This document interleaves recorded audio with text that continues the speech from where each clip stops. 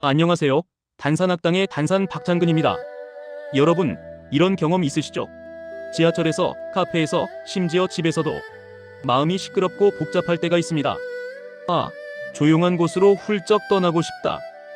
이런 생각 한 번쯤 해보셨을 겁니다. 그런데 1600년 전 한 시인이 이렇게 말했습니다. 사람들 사는 곳에 집을 지었는데도 수레와 말소리가 시끄럽지 않다.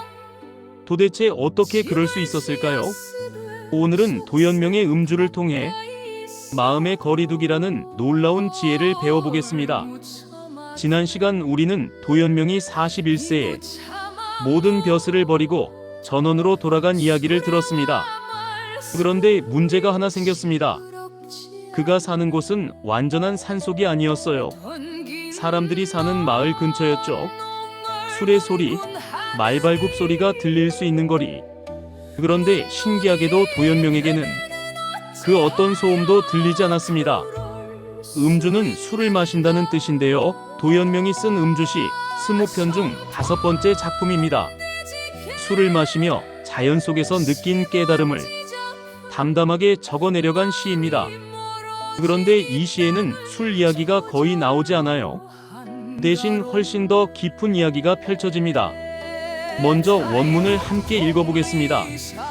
결려제인경 집을 지었으되 속세 가까이 있어도 이무거마원 수레와 말소리 시끄럽지 않네. 여기서 잠깐 결려제인경 집을 사람 사는 곳에 지었다. 완전히 깊은 산속이 아니라는 뜻입니다. 그런데 이무거마원 수레와 말소리가 시끄럽지 않다. 이게 어떻게 가능할까요? 바로 다음 구절에서 그 비밀이 밝혀집니다. 문구나능이 문논이 그대는 어찌하여 그럴 수 있는가? 심원지자편 마음이 멀어지니 땅은 저절로 한가롭네. 여기입니다. 이 시의 핵심이 바로 이 구절에 있습니다. 심원지자편 마음심 멀원 처지지 스스로자 한적할 편 마음이 멀어지니 땅은 저절로 한가롭다.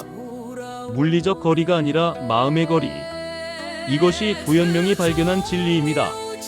채국동리야 동쪽 울타리 아래서 국화를 꺾다가 유연견 남산 유유히 남산을 바라보네. 이 구절은 한시 역사상 가장 아름다운 장면 중 하나입니다.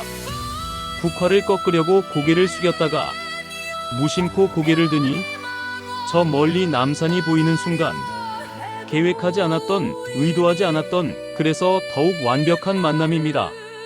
산기일섭가 산 기운은 저녁 때가 되니 더욱 아름답고 비조상여환 날아가는 새들은 서로 어울려 돌아오네. 해질녘산의 기운 짝지어 돌아오는 새들 자연의 순리가 그대로 펼쳐집니다. 차중유진의 이 속에 참된 의미가 있으니 욕변이망언 말하려 해도 이미 말을 잊었네. 가장 깊은 진리는 말로 설명할 수 없다는 것. 이것이 도가 사상의 핵심입니다. 이제 이 시를 현대의 언어로 다시 느껴보겠습니다. 속세 가까이 집을 지었건만 수레와 말소리 시끄럽지 않네. 묻노라 그대는 어찌 그럴 수 있는가? 마음이 멀어지니 땅은 절로 한가롭소. 동쪽 울타리 아래 국화꽃을 꺾다가 한가로이 남산을 바라보네. 산 기운은 해질녘이 되니 더욱 좋고 나는 새들도 서로 짝지어 돌아오네. 이 속에 참된 이치가 숨어 있으니 설명하려 해도 이미 말을 잊었네.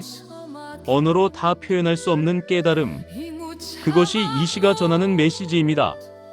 이 시의 백미는 바로 이 구절입니다.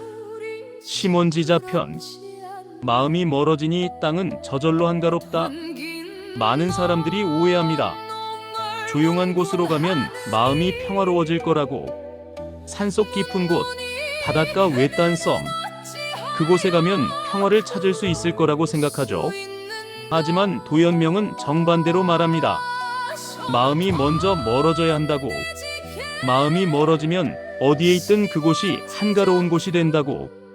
심원, 마음이 멀다는 것은 무엇일까요? 첫째, 세속적 욕심에서 멀어지는 것입니다.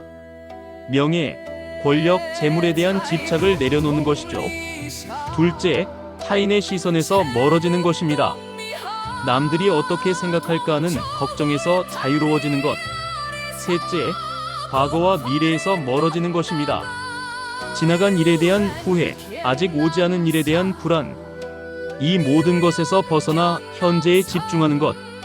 그렇게 마음이 멀어지면 어떻게 될까요? 지자편, 땅은 저절로 한가로워집니다. 여기서 자, 스스로 자. 이 글자가 중요합니다. 억지로 만드는 것이 아니라 저절로 그렇게 되는 것입니다. 마음이 변하면 세상이 변합니다. 같은 장소, 같은 상황인데도 완전히 다르게 느껴지는 것이죠. 다음 구절을 보세요. 국화를 꺾다가 유유히 남산을 바라보네. 여기서 유연, 유유하다는 것. 이것이 바로 시몬의 상태입니다. 급하지 않고 조급하지 않고 무언가를 얻으려 하지도 않고 그저 자연스럽게 흐르는 대로 사는 것. 국화를 꺾으려던 것도 계획이 아니었고 남산을 보게 된 것도 의도가 아니었습니다. 모든 것이 자연스럽게 일어나는 것. 이것이 도가에서 말하는 무의자연입니다. 오늘 도연명은 우리에게 이렇게 묻고 있습니다. 당신의 마음은 지금 어디에 있습니까? 물리적으로는 집에 있지만 마음은 회사에 가 있지는 않나요? 몸은 가족과 함께 있지만 마음은 스마트폰 속에 빠져 있지는 않나요? 조용한 곳에 있어도 머릿속은 온갖 걱정으로 시끄럽지는 않나요? 도연명이 말합니다. 마음을 멀리하라고. 세속적 욕심에서, 타인의 시선에서, 과거와 미래에 대한 집착에서 그렇게 마음이 멀어지면 지금 이 순간 당신이 있는 바로 그곳이 가장 평화로운 곳이 됩니다. 꼭 깊은 산속으로 갈 필요가 없습니다. 꼭 모든 것을 버릴 필요도 없습니다. 다만 마음의 거리를 두는 것, 그것만으로도 충분합니다. 오늘 하루 시몬지자편 이 네 글자를 기억해 보세요. 마음이 멀어지니 땅은 저절로 한가롭다. 당신이 지금 있는 그곳에서 마음의 평화를 찾으시기를 바랍니다. 다음은 단산의 한시 성독입니다. 한번 따라 읽어보실래요? 결려제인경이나 이무거마보이라 운하는 이유 시몬지자편을 제구동리하라가 유연견남산하니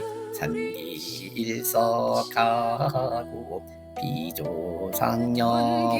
비조상여환이라 차중유진을 하니 육변이만원을. 다음 시간에는 왕유의 녹체를 통해 고요함 속에서 발견하는 또 다른 깨달음을 함께 나누겠습니다. 단산학당과 함께 당신의 오늘도 한편의 시가 되기를 바랍니다. 감사합니다.